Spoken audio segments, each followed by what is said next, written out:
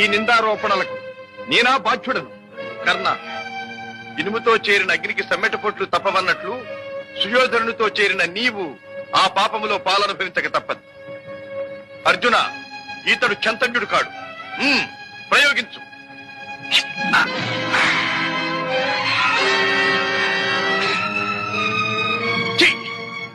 కుంతి గర్భభారావ, శ్రీకృష్ణుని ప్రోత్సాహంతో ఇంత నీచమైన పని చేస్తావా? అధర్మంగా అస్త్ర ప్రయోగం చేస్తావా? ఇదిగో భాగవస్త్రం.